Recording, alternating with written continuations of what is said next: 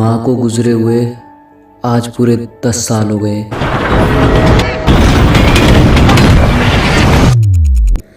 ये कहानी आज से 9 साल पुरानी है। माँ के चले जाने के बाद हम सब बहुत अकेले हो गए थे। पिताजी का सहारा था छोटे और मेरा सहारा था नशा। ये मेरी जिंदगी की सबसे भयानक घटना है। हमारे पास पहनने के लिए ना तो अच्छे से कपड़े हुआ करते थे और ना ही खाने के लिए 2 टाइम की रोटी। माँ के इलाज में सारी जमीन सारे पैसे लग गए थे। बेटा सुमित, पापा आजा रोटी खा ले। आगे की कहानी आप खुद देख लीजिए। पापा, इस बार मैंने फौज की बहुत अच्छे से तैयारी कर ली है। अब की बार मैं फौज में लग के ही दिखाऊंगा। बेटा ऐसे ही मन लगा के मेहनत कर और एक दिन कामयाबी जरूर मिलेगी। रोटी खा के अपने बड़े भैया को भी बुला ला, वो भी गरम गरम रोटी खा ही लेगा। जी पापा।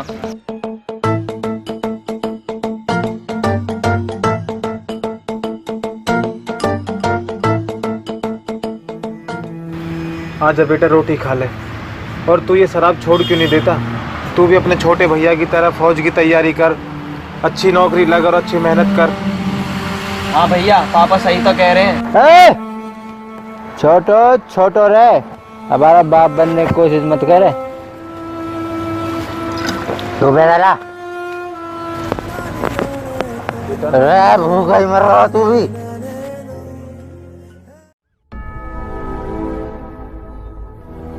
पापा, सरपंच साहब कह रहे थे आज आप काम पे नहीं आए, कैसे परेशान हो, क्या हुआ? कुछ रुपये धरे थे राशन के लिए, उनको भी तेरा बड़ा भैया चुरा के ले गया। कहाँ है भैया आप? यहीं कहीं दारू पी रहा होगा खेतों पे। ये कभी नहीं सुधरेंगे ना पापा, ये नशा एक दिन इनको ले डूबेगा। अब परेशान मत हो, मैं भैया को ढूंढ कर लाता हूँ। नशे ने मेरे को इस तरह अंधा कर दिया था, मैं समझ ही नहीं पा रहा था कौन मेरा अपना है और कौन पराया।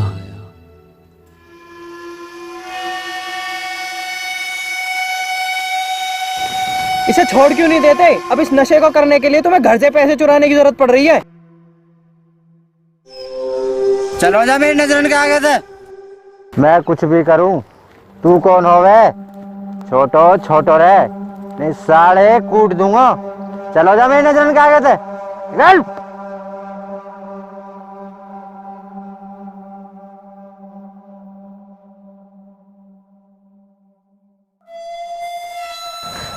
एक दिन जब छोड़ के चला जाऊंगा ना, सबसे ज्यादा तुम ही रोओगे।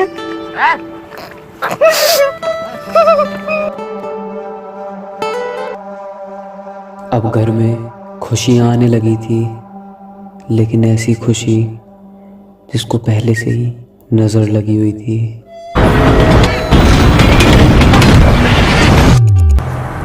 बेटा अपना और अपने देश का ख्याल रखना।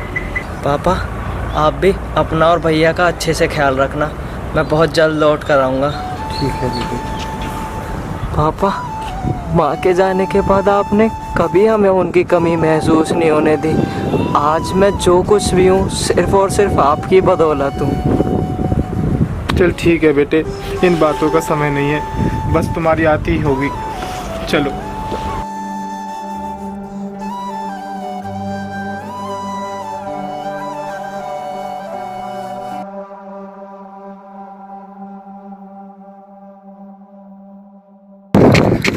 ताऊ, सुमित भैया से टकराने से मौत हो गई है।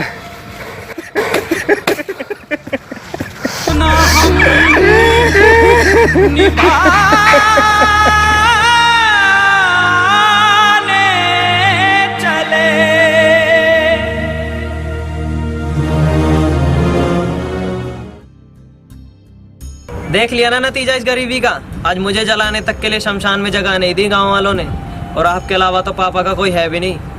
अब तो छोड़ दो इस शराब को, कुछ कर लो जिंदगी में। इस पल ने मेरे को पूरा अंदर से तबाह करके रख दिया था। एक पल को तो ऐसे लगा था जैसे मैं अपना मानसिक संतुलन खो चुका हूँ, लेकिन फिर मेरी धरती माँ ने मेरे को संभाला और मेरे को दूसरा जन्म दिया, एक फौजी का।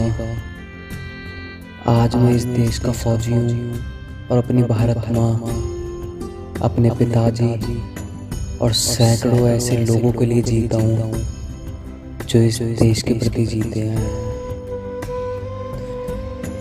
तो ये थी मेरे गरीब पिता और मेरी कहानी।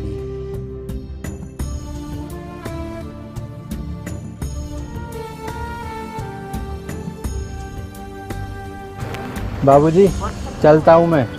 अपना ध्यान रखना और अब मुझे जाने की इजाज़त दीजिए। ठीक है बेटे, अपना ख्याल रखना। और मुझे इस बात का गम नहीं कि मेरा छोटा बेटा शहीद हो गया, और मुझे इस बात की खुशी है कि मेरा बड़ा बेटा देश की रक्षा के लिए आगे खड़ा है। अगर मेरे और भी बेटे होते तो मैं उनको देश की रक्षा के लिए निछावर कर देता। बेटे, हम फौजी इस देश की धड़कन हैं, हर दिल का हम प्यार माँ की तड़पन है। हम फौजी इस देश की धड़कन हैं।